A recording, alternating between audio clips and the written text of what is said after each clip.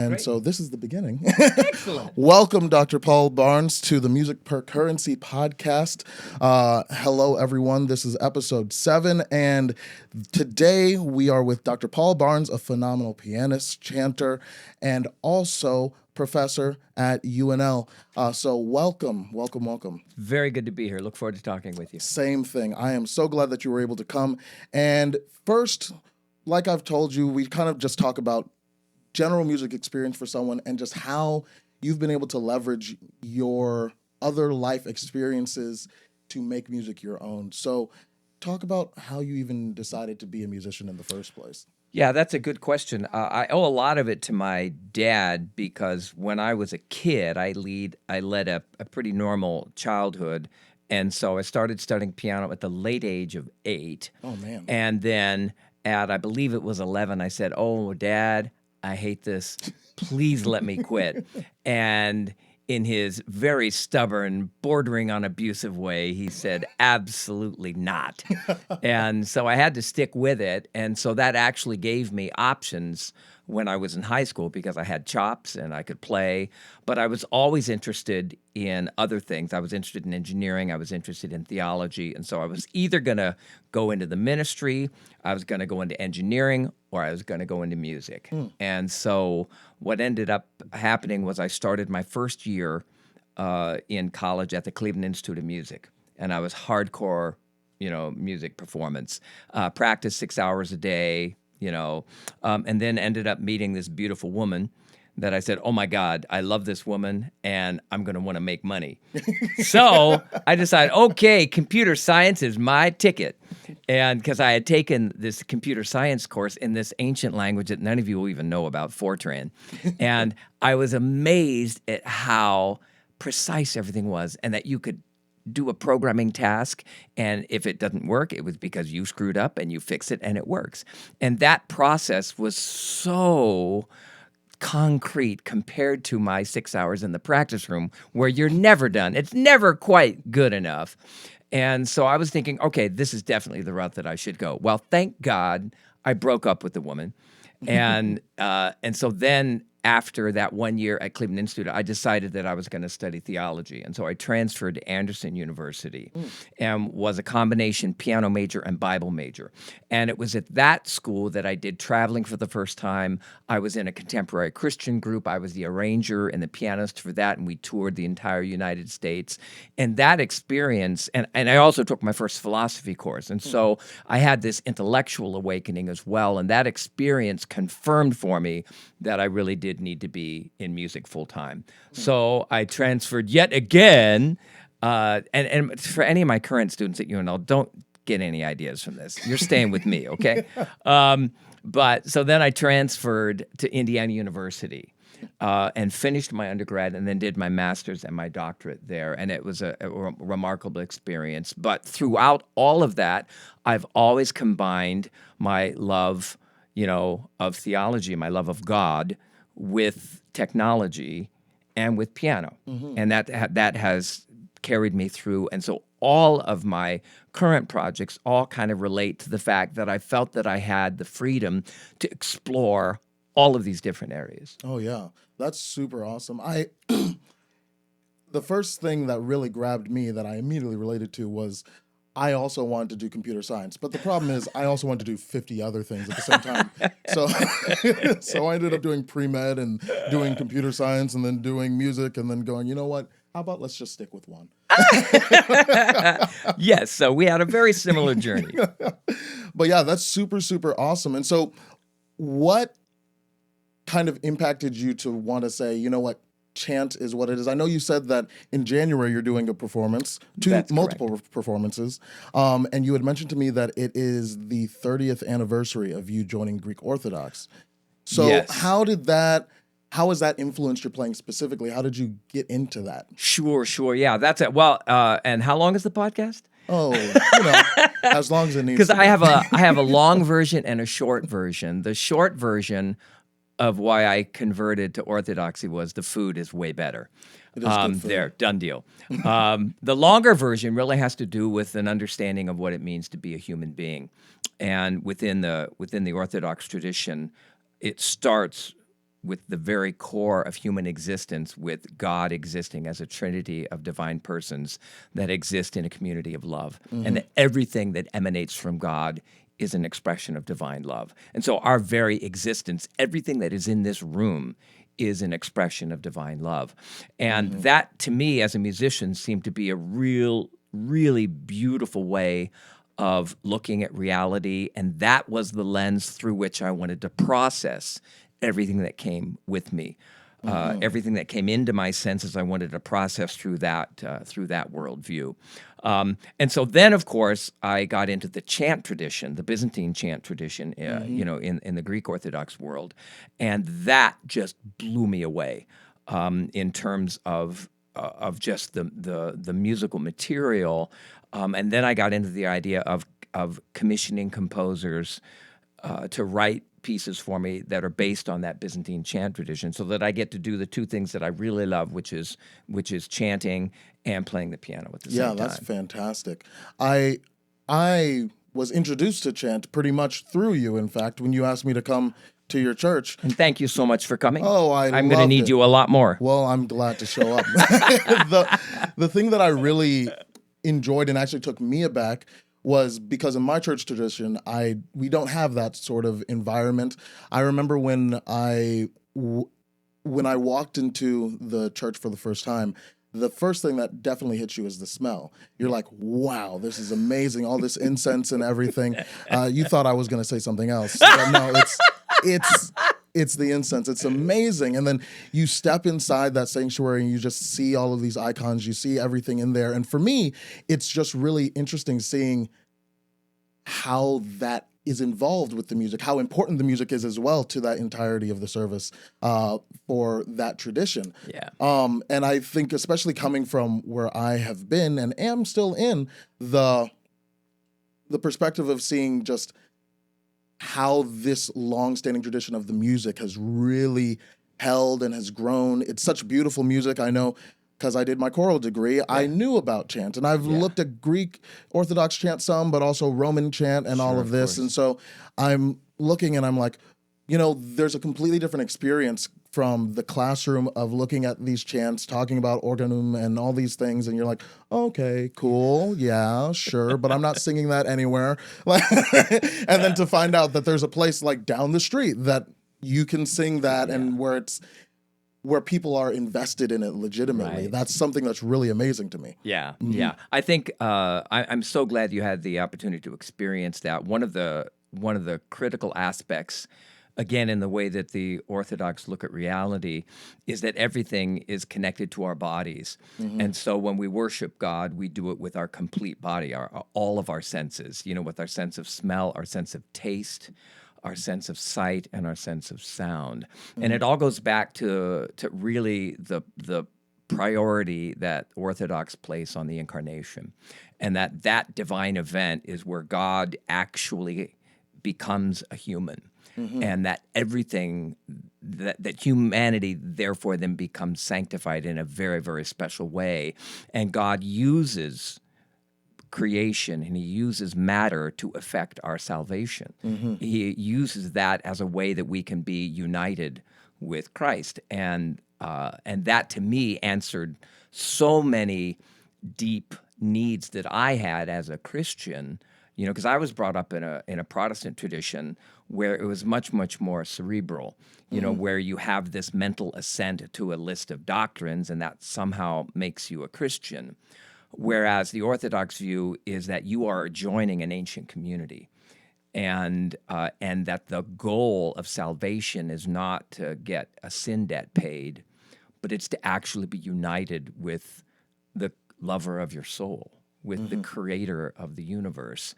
And that is a long, lifelong process, and the church exists to give you the tools of love that allow you to resist all of the evil that is very, very much a part of reality as well. And I think that's really cool because also a lot of people look at that same concept through music especially. And I know like in church circles, that's a very strong part anyways, the impact of the music. And so looking at how your playing has really influenced that perspective as well. Like speak to how piano itself has become a voice to Yeah, that end? that's a great question, Daniel.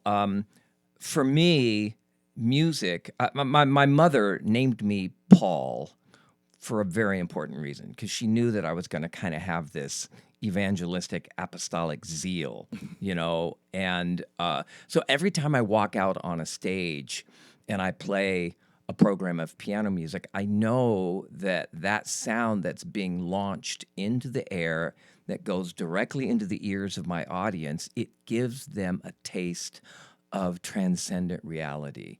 It gives them, and it's a taste and it's a feeling. It's not necessarily a cerebral event, but they know and they feel that sense of beauty, and they know that they are more than just a random collection of molecules. They know, they have a taste, they can feel that there is something beyond themselves.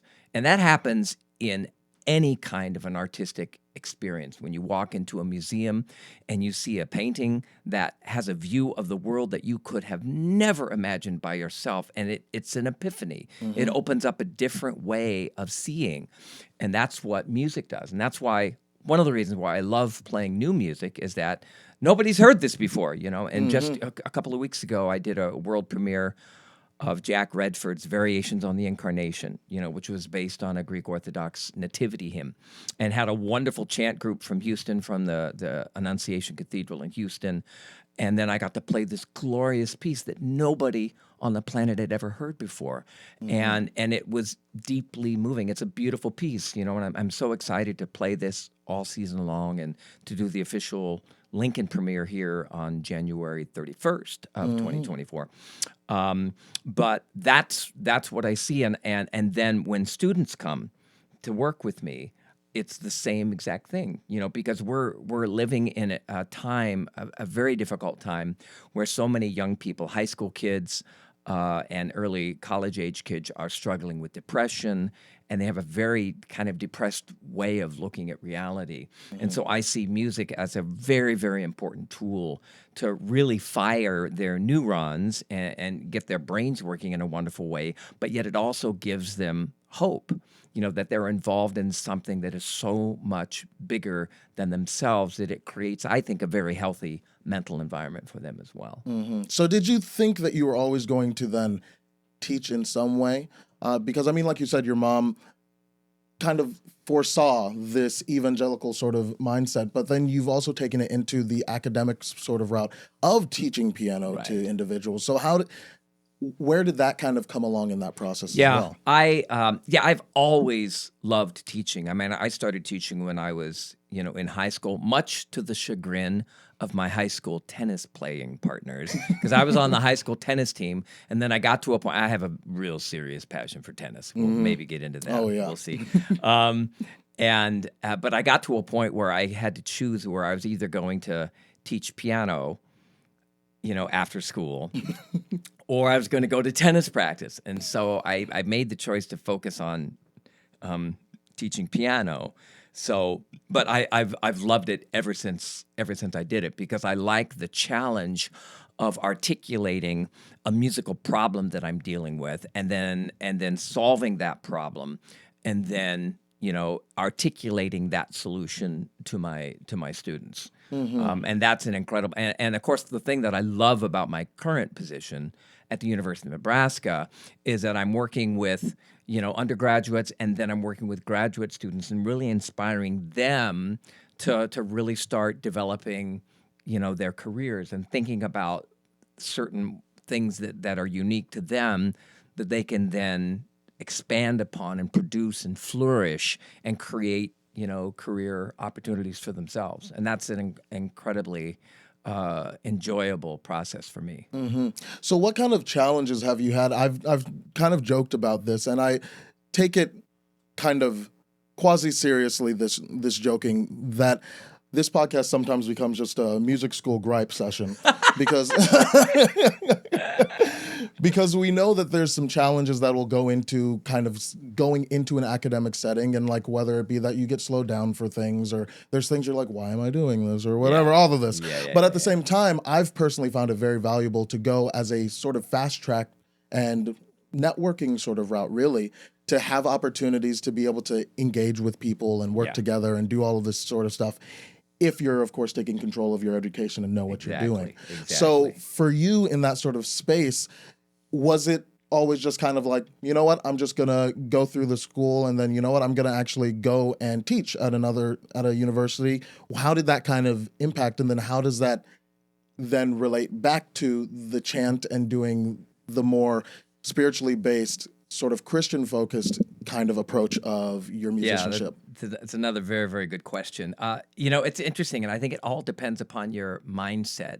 That if you're kind of entrepreneurially wired, where you're always looking for opportunities, that could lead to a dead end or whatever, then you're fine. But there's another type of personality that loves jumping through hoops. And the undergraduate experience has so many hoops. And, the types, like in high school, you always got good grades and you always, followed all the rules and things like that. For me, what the undergraduate experience was about is it is about meeting creative people. It is all about being in an environment where you are surrounded by creative people and you can see the projects that those creative people do and you learn from them. That is the absolute most important reason to go to music school, is to be in a community of creatives that can then inspire you to become, creative in ways that they may have never, ever imagined. And I've got students that have gone in directions that I could have never imagined, and I'm unbelievably proud of them.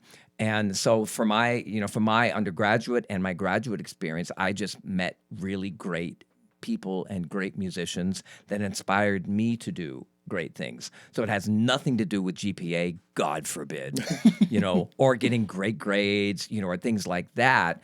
But it's basically being around really creative people and desiring that for the rest of your life, because you have that option. And then when I got out of school, and then I started, the whole job hunting and things like that, and then had kind of introductory jobs and things like that. I still had that same mindset. And then all of that kind of radically changed in March of 1995 when I met Philip Glass on my job interview here at the University of Nebraska. Man, and I saw an opportunity, and I obviously maximized it, and we became really, really close friends. And so many of my musical projects that I've been involved in throughout the last 28 years have been a result of me taking the initiative to develop that completely by accident, meeting.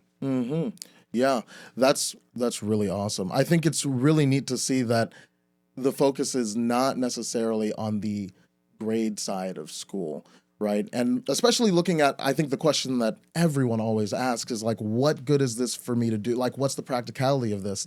I think looking at, like I kind of mentioned, the practicality of chant when you're not able to find a tradition that you're able to engage in is kind of lost, I think, often. Yeah. And so there's a lot of these opportunities that I think that people will run into when they go to school. And they're like, well, but we're learning about this. Where am I doing this? What am I supposed to do with this? Yeah. And I think the nice thing is, for instance, for you, you're able to utilize a place. You found a place where you're able to utilize it, where you're able to blend a lot of these experiences and ideas and make something new, which I think is also, like you said, to the creativity part and finding creatives, the ability of the arts to just create something new, which, funnily enough, everything has an art aspect to it when you really look into it. Very true. Even coding, when you to many people's chagrin, right? Yeah. But the nice thing is that we have an opportunity to take so many disparate, even seeming ideas and events and throw them together into a mash of something that's just purely beautiful. Yeah. And it's so easy for people to just engage in the beauty without having to think about it or try and figure it out. Right. So I think being able to say then, what is the purpose? How do I find that purpose in all of this stuff? Or what do I need to do to pivot? I think is a great question. What do you do for like your students, for instance, who are like, well, I'm not sure why I'm taking this class or why I have to learn this thing. And especially for the ones that are sure, right? Yeah. That are like, you know, I know this isn't what I need.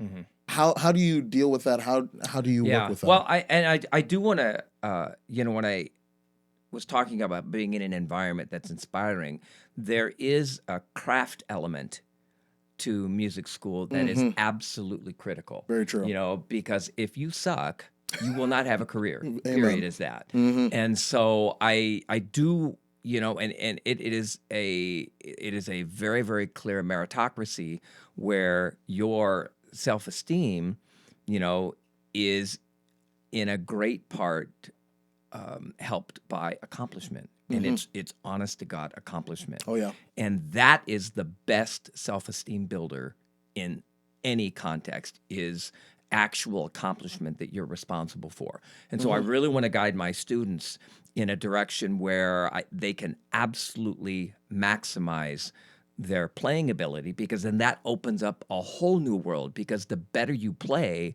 the more things you see. You have a deeper perception of musical reality that gives you even more ideas. And so the one, because I have very strict rules in my studio, none of my students are ever allowed under any circumstances to play an unimaginative note, period. So everything has got to be, creative, and it has to service an interesting and imaginative musical ideal, musical idea, as well. And so that whole process, then when they start getting excited about communicating these musical ideals, then they realize, oh, wow, if I have better chops, I'm going to be able to say cooler things. Oh, yeah. And then it's this wonderful self-feeding cycle where they, oh my God, they say, and this actually, I'm lucky that I have a lot of really talented high school students. I'm the artistic director of the Lead Center Piano Academy, and we just finished a spectacular year because I was able to recruit several students from around the country. So we had a lot of students, particularly from Atlanta. And these kids got together, 16, we cap it at 16, so it's a very elite group. And they got along in such an amazing way. And again, these are kids coming from completely disparate, environments. And they come together and they are united with a common desire to get better. And it was really, really remarkable to see. And it was great to be involved in that teaching process, especially at the high school level. Yeah. Because then I could definitely see them preparing, for college and things like that. In fact, a lot of our college freshmen at UNL go through that piano academy, and they say, "Oh God, I love this. I'm digging this, and this is what I want to do," And so that's something that has become very, very important. In That's what I do. super awesome. Yeah. I love teaching. I think it's really, I was talking about this before with some friends, of just the mentorship aspect of teaching that is so critical. I mean, like you said, with never playing an unimaginative note. I just had a lesson yesterday, in fact, and I was telling my student, even when you're playing a scale, you need to have an idea of what that sounds like, where the context is, what's going on. Yeah. There needs to be meaning behind the music, even if it's not what the composer or whoever said. Like, there needs to be meaning, and try your best to understand how da da da da da da da can sound can be beautiful. If they do it in cartoons, you can do it just sitting here. Exactly. But yeah, it's so awesome to be able to see. And tying in again, let's go towards tennis now. How has that influenced just your playing? There's a technical ability I think I definitely can kind of see where there's that technical mindset. I've been a cheer coach and gymnastics coach for a while. And so I always am equating finger technique for whatever, or whenever someone's doing drums or singing or whatever. When I'm teaching them, I'm always thinking, okay, well, how would I teach my cheer tumbler that's trying to learn how to do this flip or whatever? And there's a kind of very precise technical mindset that I often see comes from athletics going into very much so. musical playing. I should tell you about my tennis teacher, Fungai Tonguna. All right, man, he is an awesome dude. And we had this deal where I gave him piano lessons, and he gave me tennis lessons. Well, I love that. And I just competed in the Cornhusker State Games and in the York tennis tournament last weekend. And I had a lesson right before. And what Fun Guy does that's so interesting is he loves using musical analogies, and so he wants to make sure that I play tennis in 4/4, and I had to rush in that last beat, and that's why my stupid ball went in the net every single time.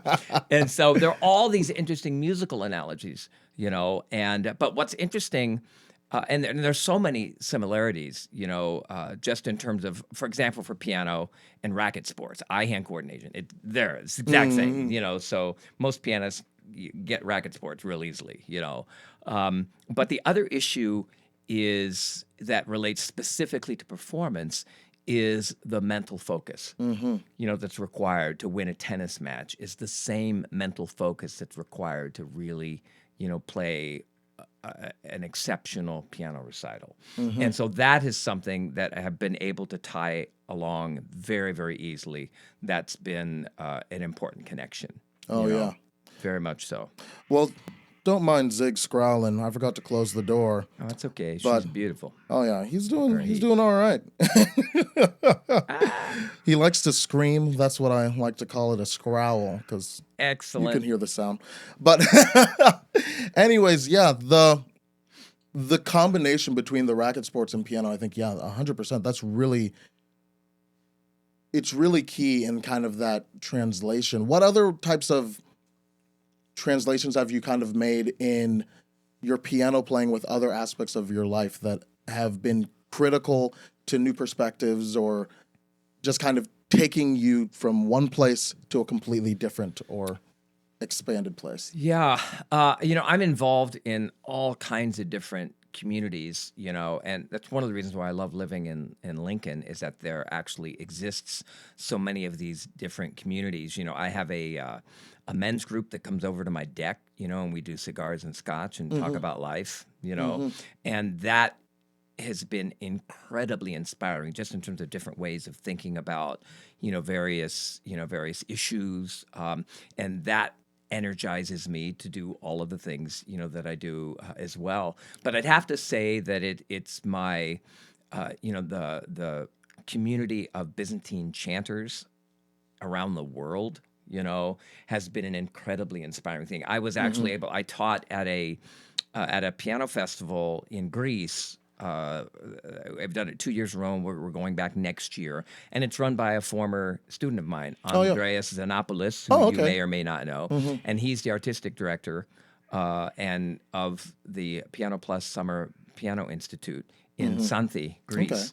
And they let me. I was able. They all know that I'm a Greek Orthodox chanter, so I actually was able to chant at the cathedral in Xanthi. I was so nervous, because at the church here, obviously, the majority of everything we do is in English, because that's what everybody speaks. But we do, we can do Greek, and so I had to really, really practice the Greek and all of those kinds of things. And so the chanter there was a wonderful Georgios.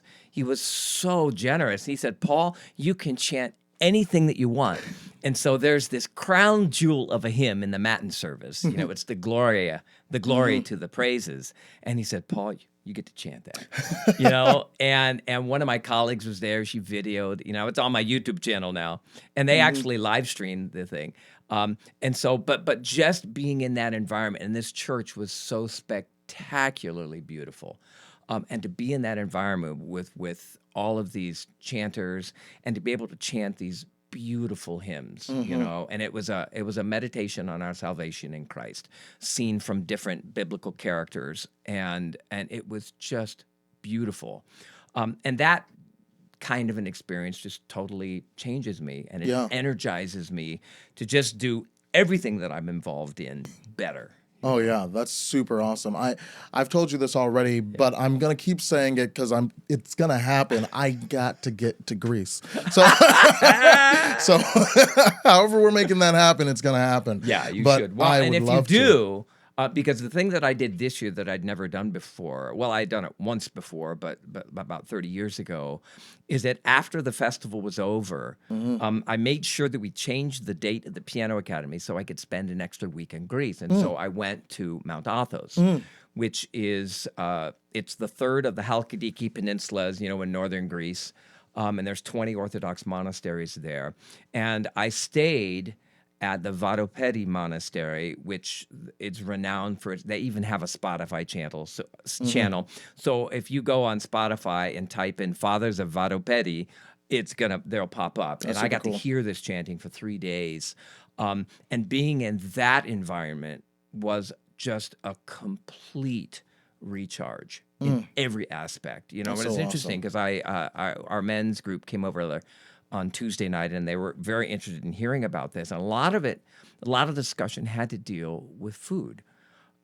Because the monastics are more or less vegan. I was there on my feast day, the feast day of St. Peter and Paul, which I got to celebrate twice because on the new calendar it's June 29th, but it's July 12th on the old calendar, which is when I was there. So I got to party twice. And so they pull out all the stops on the feast day, and you get to have fish. And everything that I ate there, it was so clear that these monks, every single thing they do with this spirit of love.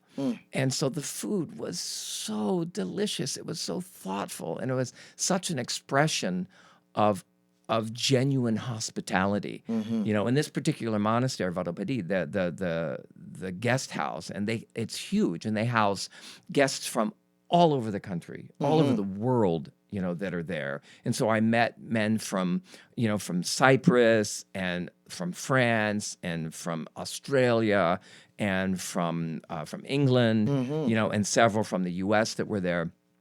And that was one of those experiences that just simply changes your priorities, and it basically reminds you, and this is another theme that I try to communicate to all of my students, is that the big issue of being a human being is that you forget everything every day, and that you must be reminded of everything every day in terms of who you are. And so that's one of the reasons why the regularity of the prayer life in the Orthodox tradition is so critical, because at every single divine liturgy, you are reminded of why you're here, why are you here, and what is your whole purpose. And when you go up and receive Holy Communion, you realize that union that is created with your Creator is the whole reason, why you're here. And that's giving you grace to continue your journey.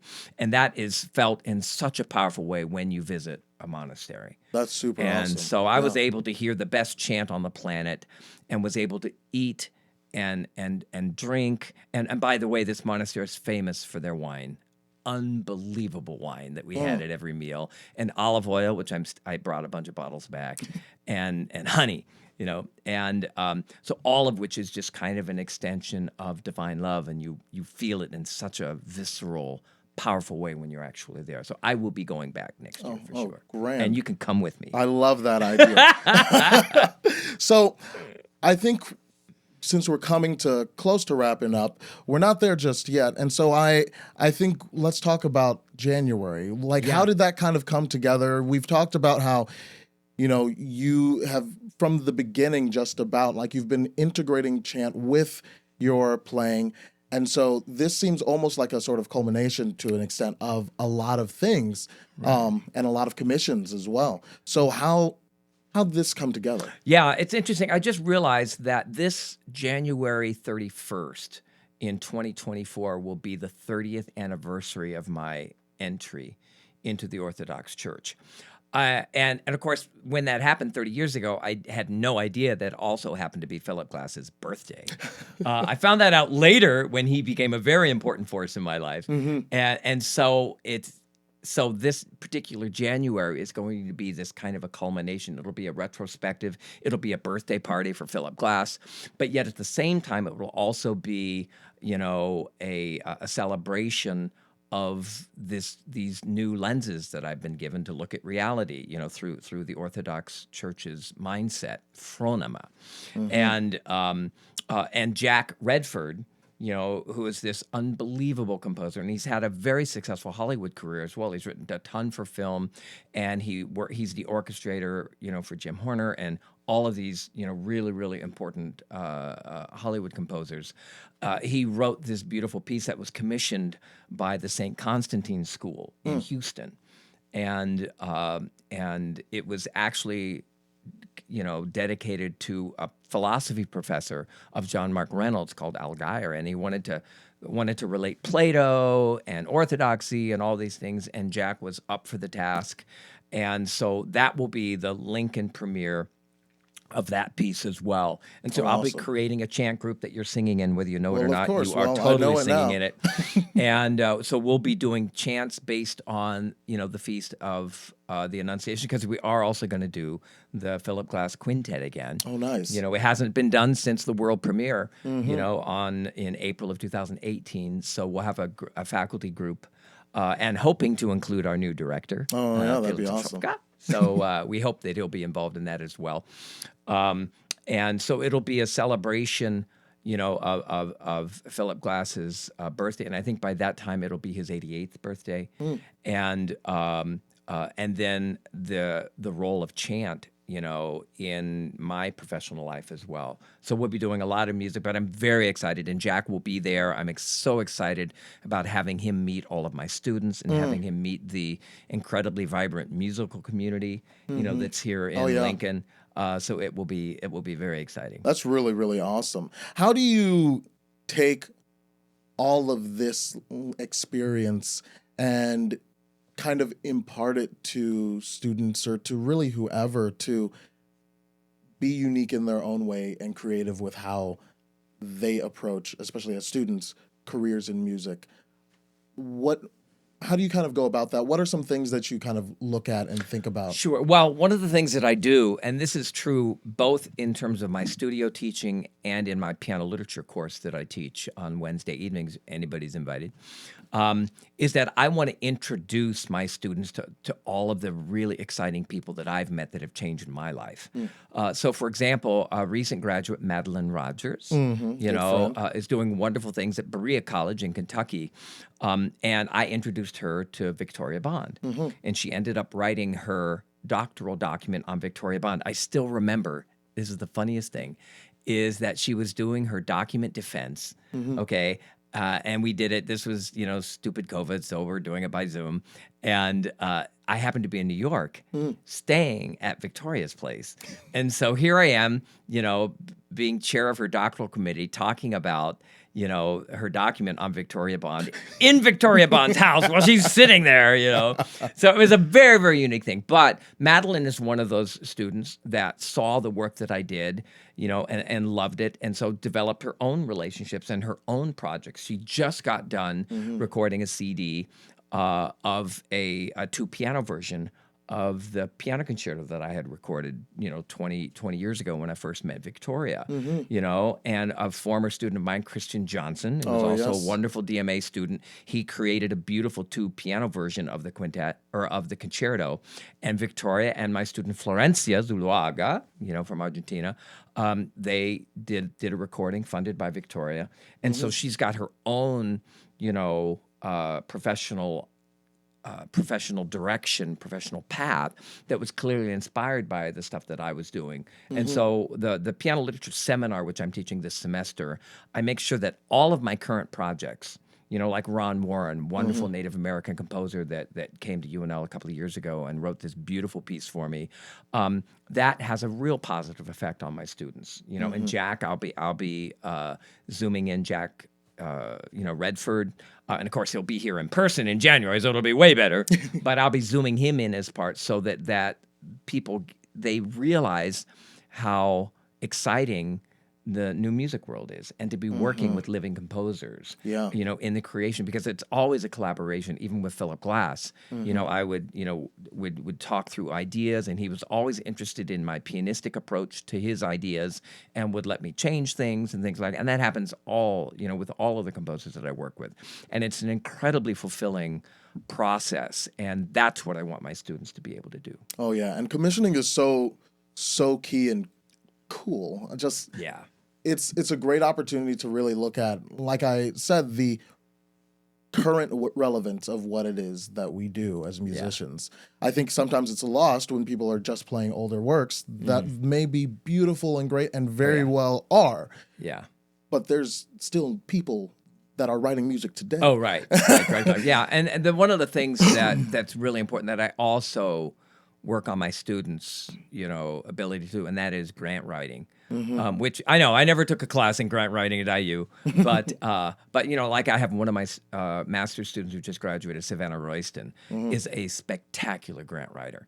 So she got a job at the Francis Clark Center writing grants. She works with Victoria Bond, as her grant writer. That's super awesome. And that's just opened up a whole world of opportunities, that she can explore. I still remember my first major grant writing issue, was really with the Philip Glass Piano Concerto No. 2, the Lewis and Clark. And I still remember that I was in front of the Nebraska Lewis and Clark Bicentennial Commission, which was, the chair was my dear friend, of blessed memory, Ron Hull. And I had the task of convincing this committee that it would be a much better use of their $25,000 to commission Philip Glass rather than to invest it in like a bicentennial gun collection. And so, but I had to make that case, and so much of everything that we do is cultivating the ability of telling great stories. That's what makes you a great performer. That's what makes you a great fundraiser. And so I should mention that one of the pieces that I'm playing on my January 31st recital and playing on all my recitals is my solo transcription of The Land, which is the third movement of the Lewis and Clark Piano Concerto. And that's what Ron Hull wanted me to play at his funeral, and without Ron, that piece probably wouldn't exist because he exerted such wonderful, control and persuasive power, to make sure that the committee, gave me the money. So I really owe the piece to him. And so I transcribed the third movement for solo piano, and I'm dedicating all of those performances to the memory of my dear friend Ron Hull. That's awesome. I think something you said is really, really key, and especially talking about the grant writing aspect, is one of the most beautiful things of music is the ability to tell great stories. Yeah.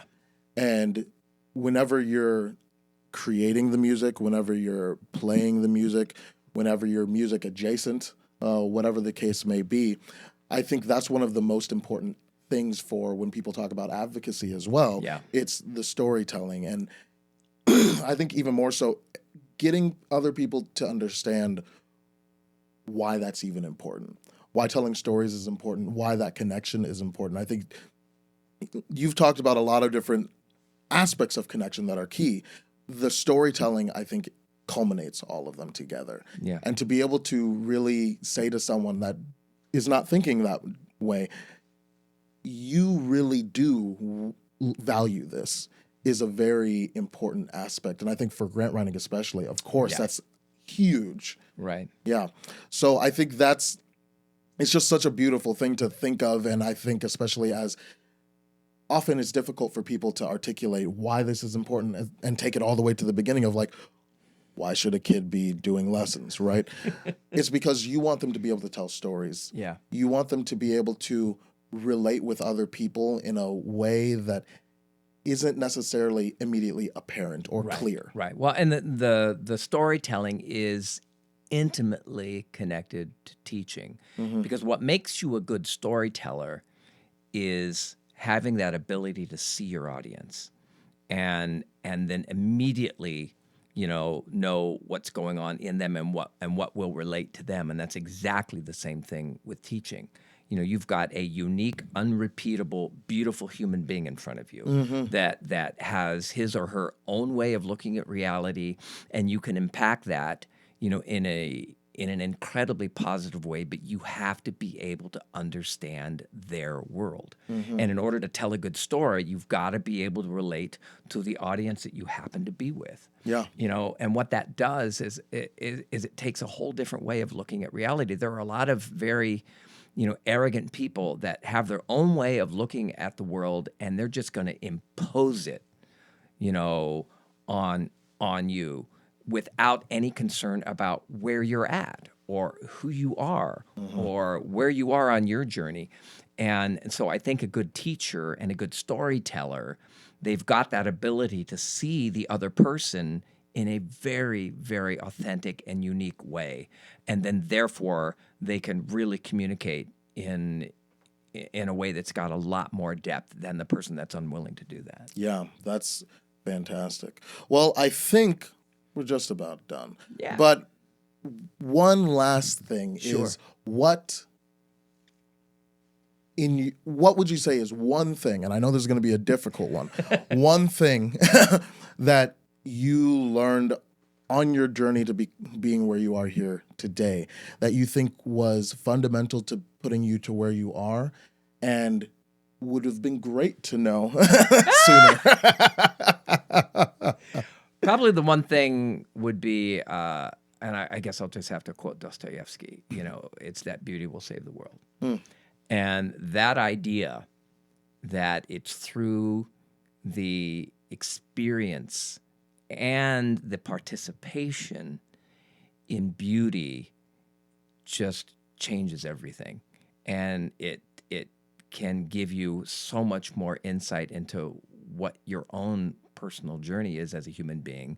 But yet it also gives you insight into the whole journey of humanity as a community, and that's the one thing that continues to keep me practicing. I still practice, yes, and keeps me performing, and it keeps me teaching, and it keeps me praying, and it keeps me chanting. Is that fundamental idea, that we are in fact created, by a God that by His essence is beautiful, and that beauty always attracts creatures. And that's probably the most important thing I've learned. Well, that's awesome. Thank you so much, Dr. Barnes. My This has pleasure. been awesome. My Gonna have to pleasure. have you on again I'd after love we to. go to Greece. So Yes, we'll talk about that monastery trip. Amen. Fantastic. All right. Well, thank you. Thank you so much. My pleasure. All righty.